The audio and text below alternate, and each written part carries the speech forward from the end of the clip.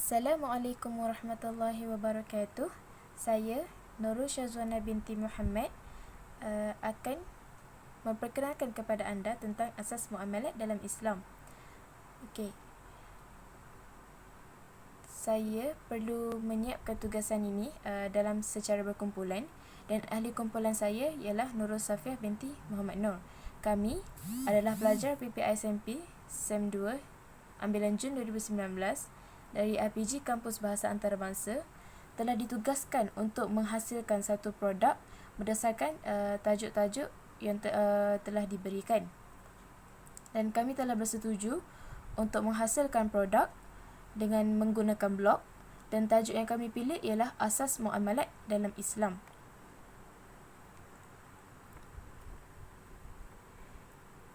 Kenapa kami memilih blog? Adalah blog kemungkinan kelihatan simple bagi semua orang, bagi sesetengah orang. Namun, blog juga merupakan website yang mudah untuk dicapai walaupun dengan internet yang kurang laju. Blog juga mudah untuk dikemaskini dan membolehkan ianya nampak lebih menarik. Blog juga berguna untuk semua peringkat umur, terutamanya bagi pelajar yang ingin mencari info berkaitan dengan muamalat.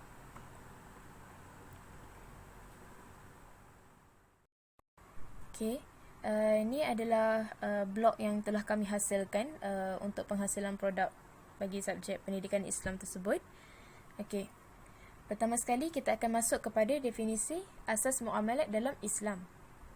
Definisinya, perhubungan antara manusia untuk mendapat keperluan masing-masing berlandaskan syarak.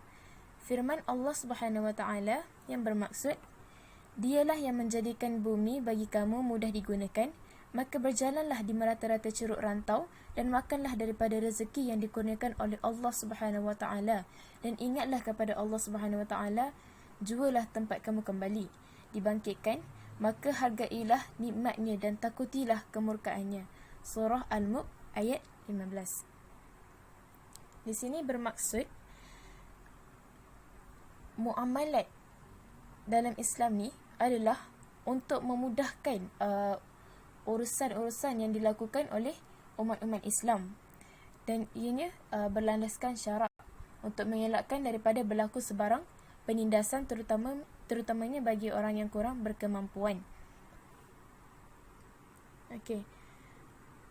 Peranan asas muamalat Islam ialah mewujudkan masyarakat yang sejahtera, menghindarkan berlakunya sebarang penindasan, kegiatan ekonomi dijalankan bersih, menggalakkan manusia rajin bekerja, dan melahirkan masyarakat yang saling bantu-membantu. Okey, seterusnya kita masuk kepada kelebihan asas muamalat dalam Islam. Yang pertama, memperoleh harta kekayaan dengan cara yang diredai oleh Allah. Yang kedua, dapat menggunakan sebahagian hartanya kepada kebajikan. Dan yang ketiga, mendapat keberkatan hidup. Dan seterusnya kita masuk kepada kesan-kesan apabila tidak menjalankan mengikut syarak. Maksudnya apabila kita tidak menjalankan muamalat tu mengikut syarak. Yang pertama, akan wujudnya pergaduhan dan permusuhan. Wujudnya pergaduhan dan permusuhan ni adalah kerana berlaku salah faham di antara satu sama lain. Dan yang kedua, masyarakat yang tidak aman. Tentulah masyarakat akan hidup dalam keadaan tidak selamat dan tidak aman apabila berlakunya pergaduhan dan permusuhan antara sesama kaum. Dan yang ketiga, akan mendapat harta dengan cara yang haram.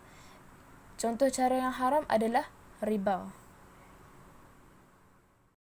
Okey, seterusnya kita masuk kepada asas muamalat yang pertama, iaitu jual beli. Jual beli dari segi bahasa ialah pertukaran sesuatu dengan sesuatu yang lain, manakala dari segi syarak, menukarkan benda yang mempunyai nilai mengikut cara-cara tertentu yang diharuskan oleh syarak dengan lafaz ijab dan qabul. Maksudnya, kita tukarkan benda yang bernilai sesama dengan benda yang bernilai. Contohnya, kalau kita nak beli apa-apa dekat kedai, macam kita nak beli tepung ke, gula ke, beras ke, kita akan tukarkan tepung, gula dengan beras tu dengan duit. Kita bayar dengan duit. Itu maksudnya menukarkan benda yang mempunyai nilai. Okey, hukum berjual beli adalah harus.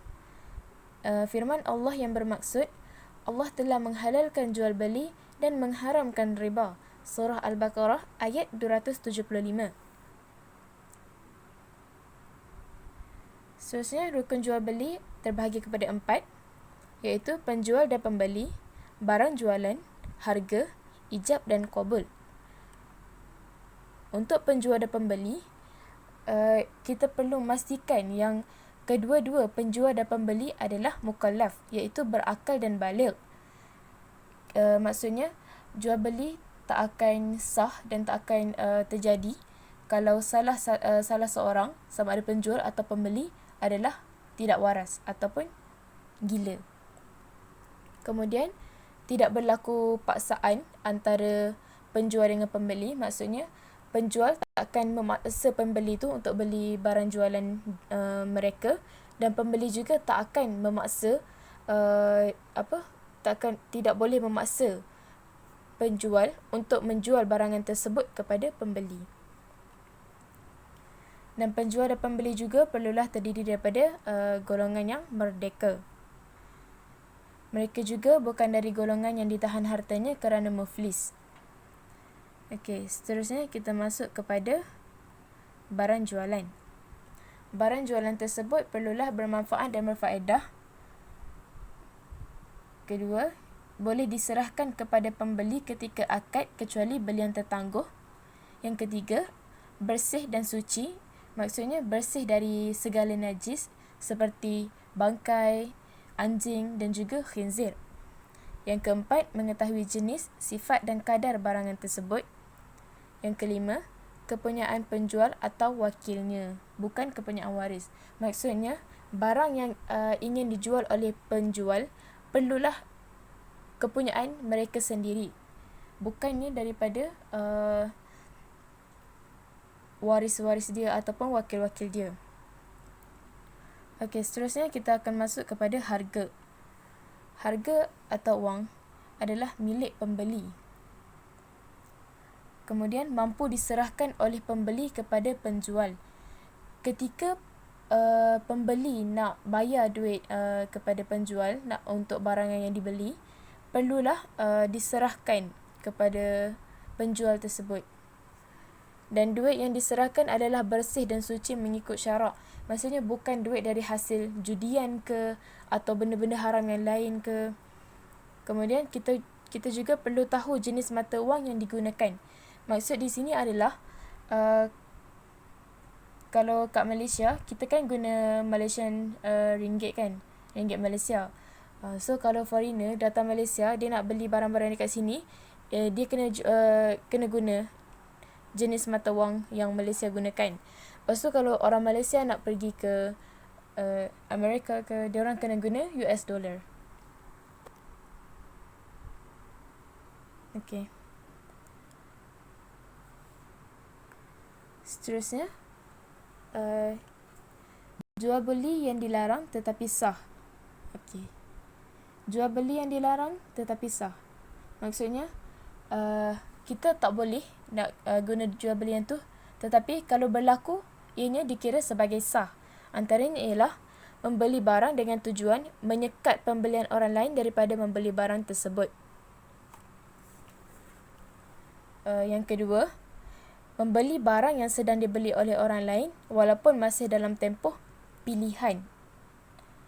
Maksudnya barang tu orang lain dah cop duluan, macam dia nak buat pilihan sama ada dia nak beli yang ni ataupun yang satu lagi. Tapi ada pihak yang kedua, dia beli barang yang ketika itu masih dalam pilihan pembeli yang pertama tadi. Benda tu dilarang tapi sah. Maksudnya tak haram lah. Kemudian menyekat penjual dari desa di tengah jalan supaya dia dapat membeli barang dagangan dengan harga yang murah daripada harga pasaran kerana penjual tidak mengetahui hal sebenar. Okey, seterusnya kita akan masuk kepada jual beli yang dilarang dan tidak sah. Yang pertama, haram menjual benda yang disimpan bagi tujuan maksiat atau hasilnya itu akan mendatangkan keburukan seperti menjual patung berhala, salib, babi dan sebagainya. Yang kedua, tidak dimiliki dengan sempurna seperti menjual burung di udara. Yang ketiga, menjual buah-buahan atas pokok kecuali setelah termasak. Dilarang menjual buah yang masih putih atau kemungkinan buah itu gugur dan busuk. Okey, itu saja untuk jual beli. Assalamualaikum warahmatullahi wabarakatuh. Saya Nurul Safiah binti Makno daripada PPISMP SEM 2 IPG Bahasa Antarabangsa ingin berkongsi maklumat tentang jual beli saham.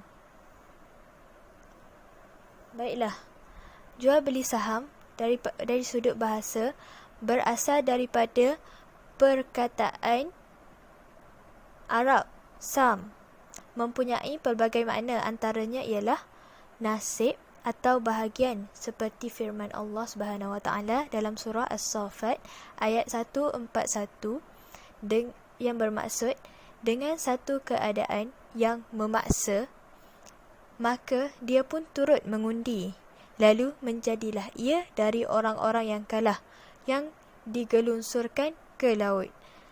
Manakala istilah syarak pula sejenis tertibatan yang dikeluarkan oleh syarikat sebagai alat pemilikan.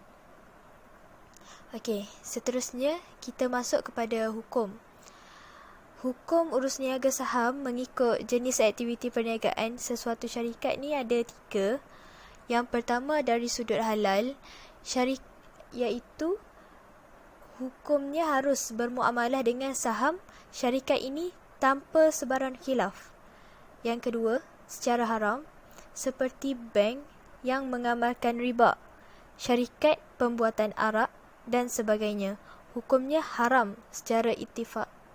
Dan yang ketiga, syarikat yang aktivitinya syubha, syarikat yang mengeluarkan perkhidmatan dan barangan yang halal, tetapi kadangkala bermuamalah dengan urus niaga yang haram, seperti syarikat barangan elektrik, ubat-ubatan, kenderaan dan lain-lain, yang membiayai aktiviti syarikat dengan pinjaman ribawi atau urus niaga yang melibatkan riba. Para fuqaha mu'asirin berselisih pendapat tentang masalah ini kepada 3 pendapat, iaitu pendapat pertama, haram bermuamalah dengan saham syarikat ini selagi mana tidak 100% halal. Yang kedua, harus bermuamalah dengan saham ini, tetapi dengan syarat berdasarkan kaedah fiqh dan nas yang terbina di atas asas memudahkan dan mengangkat kesusahan. Dan yang ketiga ialah makruh. Okey, rukun jual beli saham ada 3, iaitu pemegang saham, pinjaman, kadar tertentu daripada keuntungan. Okey, seterusnya kita masuk kepada pinjaman atau dalam bahasanya dipanggil sebagai al-ariyah. Dari segi bahasa, pinjaman ini adalah mengganti sesuatu. Dari segi syarak, memberi kebenaran kepada peminjam untuk menggunakan manfaatnya sahaja dan bukannya tujuan pemilikan. Maksudnya di sini, kita bagi sesuatu barang tu hanya untuk dipinjam, hanya untuk orang tu dapat manfaat daripada barang tersebut. Tapi tidak bermaksud kita bagi barang, kita tukar hak milik barang tersebut kepada dia. Maksudnya dia kena ganti balik, dia kena pulangkan balik.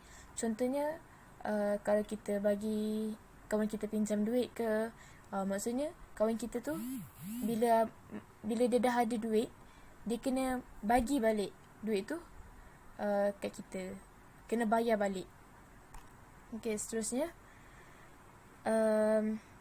hukum pinjaman adalah dari segi Al-Quran masih berada dalam konsep tolong-menolong.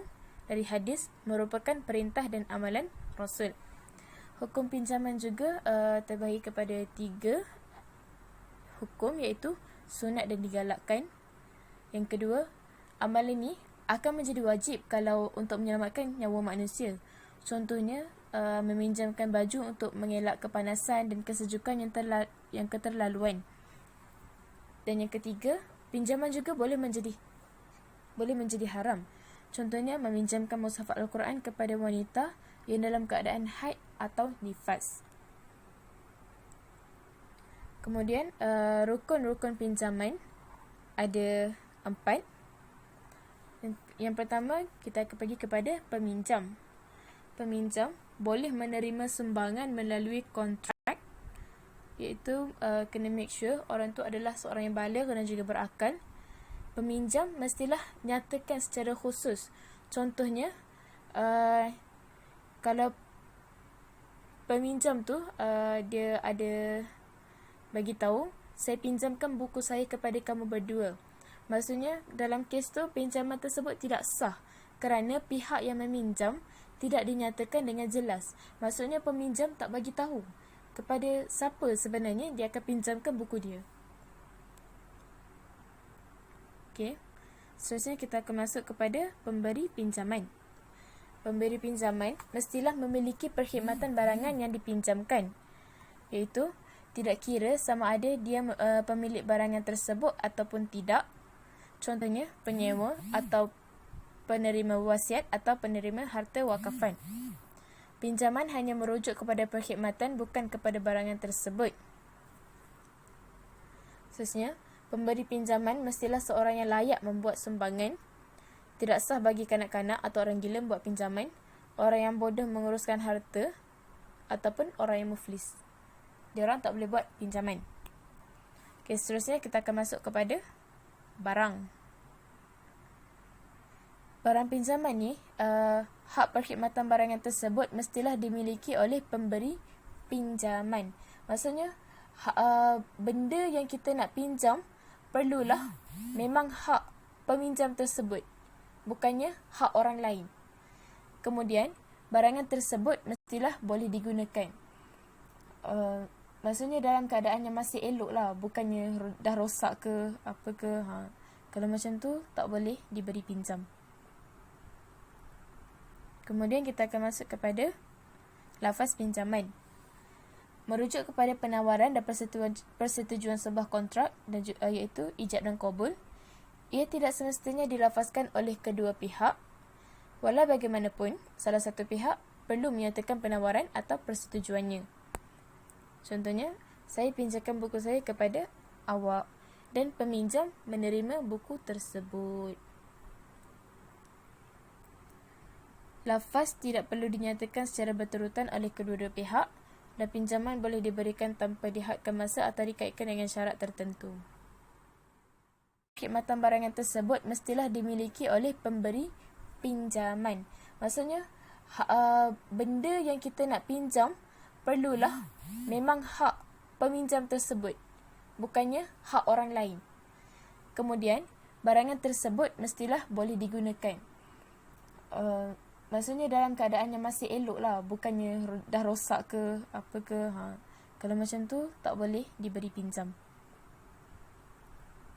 Kemudian kita akan masuk kepada lafaz pinjaman. Merujuk kepada penawaran dan persetujuan sebuah kontrak, dan iaitu ijab dan qabul. Ia tidak semestinya dilafazkan oleh kedua pihak. Walau bagaimanapun, salah satu pihak perlu menyatakan penawaran atau persetujuannya. Contohnya, saya pinjamkan buku saya kepada awak dan peminjam menerima buku tersebut. Lafaz tidak perlu dinyatakan secara berterutan oleh kedua-dua pihak, dan pinjaman boleh diberikan tanpa dihadkan masa atau dikaitkan dengan syarat tertentu. Hutang atau al-qard dari segi bahasa adalah pengasingan sebahagian dari sesuatu. Dari segi istilah syarak, pinjaman untuk kegunaan sama ada dari wang atau lainnya yang perlu dipulangkan sama ada dalam bentuk zat yang sama ataupun tidak. Dalil Al-Quran, firman Allah Subhanahu Wa Taala yang bermaksud, siapakah yang mahu memberi pinjaman kepada Allah, pinjaman yang baik, iaitu dengan mengeluarkan hartanya di jalan Allah, maka Allah akan melipat gandakan balasan baik kepadanya dengan lipat ganda yang banyak. Dan Allah lah yang menyempitkan dan melapangkan rezeki, dan kepadanya lah kamu akan dikembalikan. Surah Al-Baqarah ayat 145. Hukum kepada pemberi pinjam adalah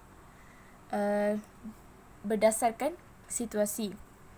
Yang pertama, wajib.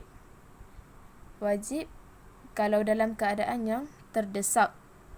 Contohnya, kalau dia nak menyara kehidupannya ataupun keluarganya, so orang peminjam tu perlulah bagi pinjaman tersebut.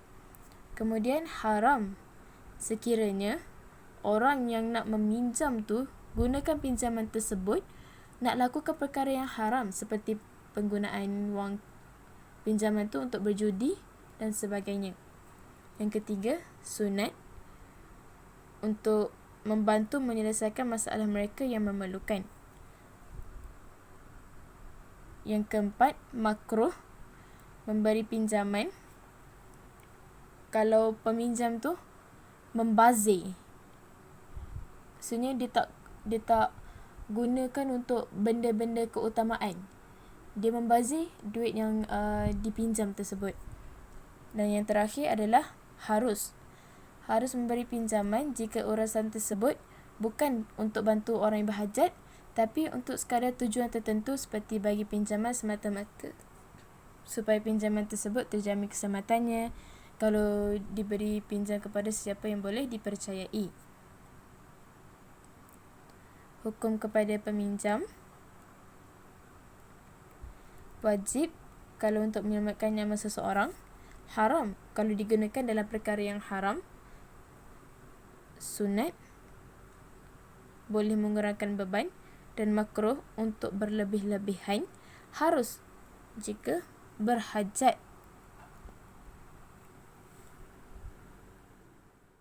Assalamualaikum warahmatullahi wabarakatuh. Saya Nurul Safiah binti Makno daripada PPI SMP SEM 2 IPG Bahasa Antarabangsa ingin menjelaskan tentang topik riba. Baiklah.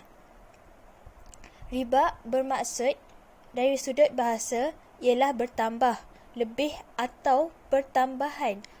Apa yang dimaksudkan di sini ialah pertambahan dari sudut modal.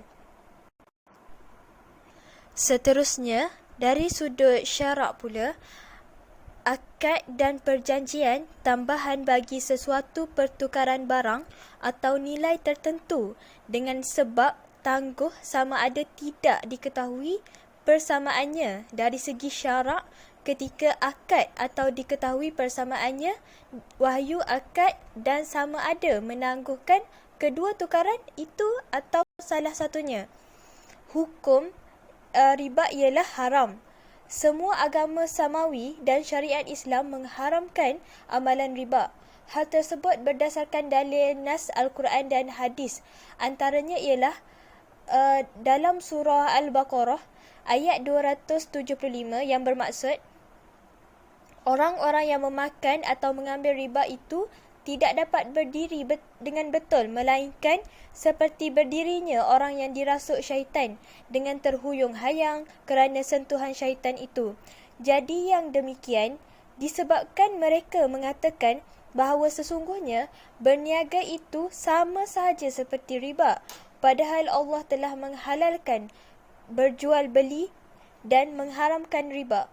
Oleh itu, sesiapa yang telah sampai kepadanya peringatan atau larangan dari Tuhannya, lalu ia berhenti dari mengambil riba, maka apa yang telah diambilnya dahulu sebelum pengharaman itu adalah menjadi haknya, dan perkaranya terserahlah kepada Allah. Dan sesiapa yang mengulangi lagi perbuatan mengambil riba itu, maka itulah ahli neraka, mereka kekal di dalamnya. Baiklah, seterusnya kita masuk kepada jenis riba. Jenis riba ada 3, iaitu riba al-fadlu, nasi'ah dan al-yad. Riba al-fadlu bermaksud riba yang dibayar lebih daripada satu pihak dengan sebab penukaran riba fadlu dan jual beli yang disertai dengan tambahan salah satu jenis barang yang sama jenis. Contoh, jual beli sekilo gandum yang dibayar dengan sekilo setengah gandum. Riba al-fadlu juga berlaku dalam jual beli duit dengan duit atau wang dengan wang atau makanan di samping ada penambahan. Okey, kita masuk pula kepada riba nasi'ah. Riba nasi'ah bermaksud riba yang berlaku apabila jual beli atau pertukaran berlaku secara bertangguh atau tidak serentak. Contohnya, membeli emas secara bertangguh atau berhutang. Seterusnya, kita masuk kepada riba al-yad, iaitu berjual beli atau bertukar dengan dua barangan beransur riba yang sama jenis, tetapi secara bertangguh. Tidak disempurnakan penyerahan dalam satu masa. Contohnya, 5 gram emas dijual dengan harga RM2,000 secara tunai atau RM3,800 secara bertangguh. Kita akan masuk kepada tajuk sewaan, iaitu ijarah. Ijarah dari sudut bahasa bermaksud jual beli manfaat. Ia merujuk kepada bayaran atau ganjaran yang diberikan kepada orang yang melakukan sesuatu kerja.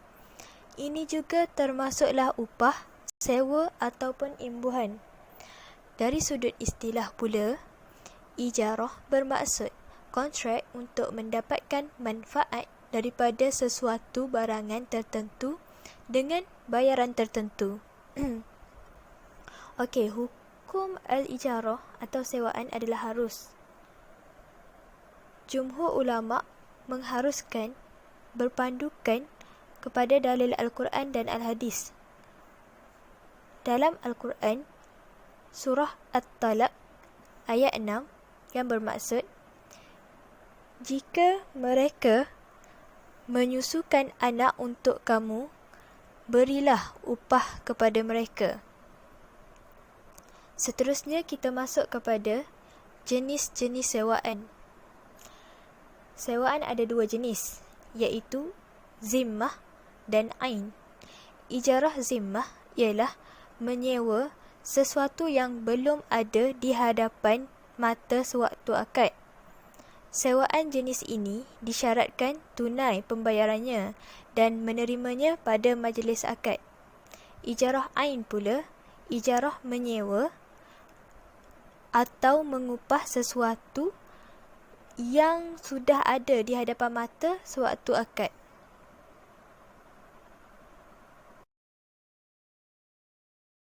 Hikmah sewaan pula ialah memberi kemudahan kepada orang yang tidak berkemampuan mendapat faedah daripadanya. Seterusnya, dapat mengeratkan silaturahim antara masyarakat. Dan yang ketiga, dapat membantu dalam kalangan masyarakat. Rukun dan syarat sah sewaan pula ada 5. Yang pertama, pemberi sewa. Yang kedua, penyewa. Yang ketiga, manfaat. Yang keempat, bayaran. Dan yang terakhir ialah ijab dan kabul. Baiklah, topik kita seterusnya ialah gadaian, iaitu ar-rahnu. Gadaian dari sudut bahasa bererti kekal, tetap dan berterusan. Kata rahnu dengan kata gadaian dalam bahasa Malaysia ertinya menurut bahasa ialah mempertaruhkan sesuatu, umpamanya menggadaikan nyawa, menggadaikan tanah air dan sebagainya. Dari sudut istilah syarak pula, menjadikan sesuatu barang sebagai cagaran kepada sesuatu hutang buat menjelaskan hutang itu ketika tidak kuasa membayarnya. Seterusnya, masuk kepada hukum. Hukum ar-rahnu atau gadaian adalah harus berdasarkan dalil Al-Quran dan Al-Hadis serta ijma' ulama'. Berikut juga disertakan dalil tentang keharusan tersebut.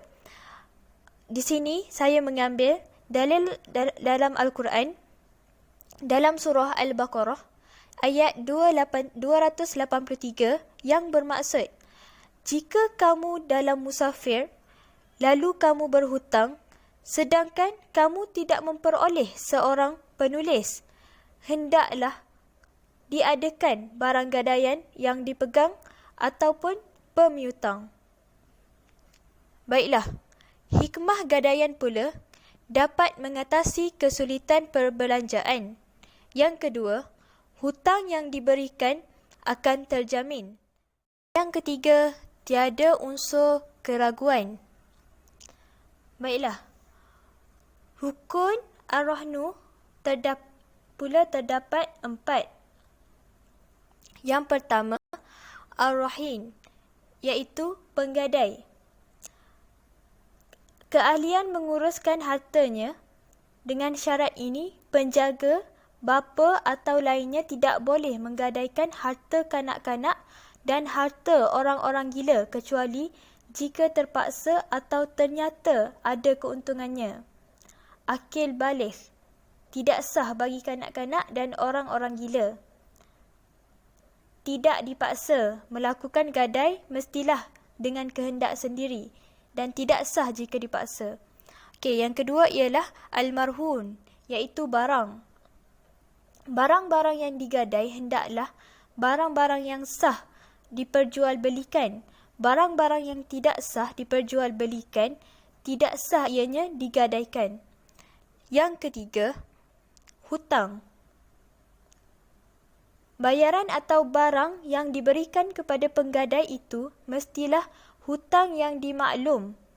Maka tidak sah jika tidak berupa hutang seumpama benda yang wajib diganti seperti barang yang dirampas, barang pinjaman atau sebagainya. Dan yang keempat, sirah, iaitu lafaz kontrak. Tidak sah gadaian melainkan dengan ijab dan kabul. Syarat-syarat sama dengan syarat-syarat pada urusan berjual beli. Maka tidak sah jika diselangi oleh perkataan lain atau berselang lama. Juga tidak sah jika bertaklid dan jika memakai jangka waktu.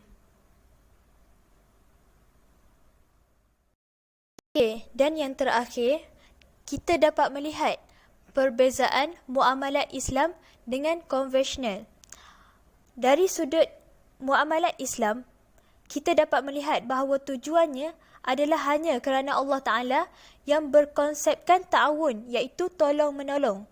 Manakala dalam muamalat konvensional pula, tujuan utamanya ialah hanya berdasarkan keuntungan kapitalis dan sosial.